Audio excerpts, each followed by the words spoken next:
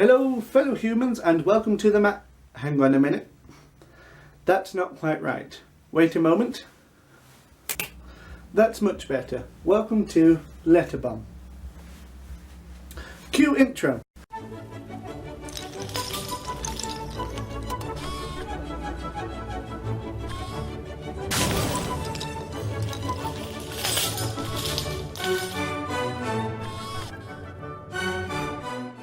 My name's Josh, but you can call me Supreme Lord High Chancellor and Dark Savant of the Dreadlord Maraxon if you prefer. My channel is the Madhouse, Schwa. I'm 19 years old, I'm a student of English Literature and German, and from the letters of LGBT, I am PAD, which is Panromantic, Agender, Demi-Androsexual.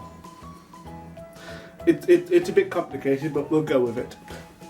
Having said that, I believe I'm particularly qualified to talk about queer literature.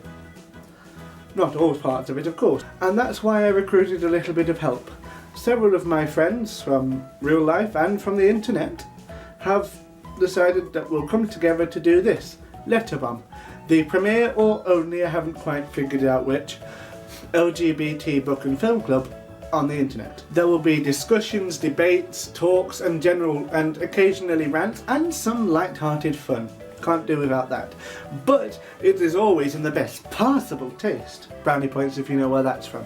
And as for my friends, they'll introduce themselves as time goes on. Now that that boring stuff is out of the way, let's get down to what we're really about on this channel by talking about my favourite queer books of all time. Well, I say all time, thus far, I might change my mind tomorrow. Especially because I am currently reading Maurice by, silly tassel, Ian Forster. And it's really, really good, but I'm not finished with it, so I can't make a fair judgment of it yet. Having said that, let's start with A Single Man by Christopher Isherwood. It is a truly remarkable book. It's really probably the first queer book I read where I actually realised it was queer first time round. It was quite explicit. If you're not sure about Isherwood or you've never heard of him and you don't know if he's gay enough, consider this. His Berlin story serves as the inspiration for the musical Cabaret, which is quite possibly the gayest thing of all time. I jest, of course, but there is some truth in there. Anyway, back to this. George is a truly remarkable character. He has to put on a mask every morning, essentially, so that he's not rejected. Not a physical mask, but a mental one. He has to be George, the teacher at the university. He can't just be himself. Because if he were to be himself, he would be rejected and scorned. It's not only a remarkable book for showing the realities of homosexual life in 1950s/60s California and the rest of the world in general, but also because it was one of the first books to explore homosexuality and portray homosexuals without demonising them. It shows them as admittedly flawed, but human beings, just like everyone else, with just as many problems. It also has some remarkable musings on the nature of identity, and you'll love it. I feel like George is me whenever I read it, and I imagine many people will as well. If you haven't read it yet, pick it up and give it a go. You certainly will not regret it. Coming in joint with A Single Man for my favourite is also The Colour Purple by Alice Walker. I have to say it's one of the most beautiful books I have ever read, and I think like most people who have read this after 1985, I read it because of the film. A film that was wonderfully acted and directed, but for one slight flaw. I did not realise from the film that Celie and Shug were lovers as such. I thought the love was a platonic friendship one, and that the kisses were merely affectionate. Fuck off.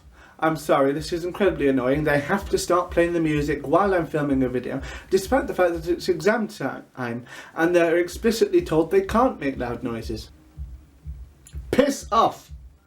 But anyway, Shug is bisexual and Celie could be bisexual, but we assume from the fact that at one point she seems to think that men are all like frogs and that she has no interest in them at all, that she is lesbian, which is fantastic. And actually, what I said about the film not showing the nature of their love, that's also a good thing in a way about the book. because even if you can't pick up on the fact that they're lovers, it's still a remarkable story about friendship and female strength, overcoming obstacles and helping people to come together, about family and love and identity. It is a remarkable read and you have to read it.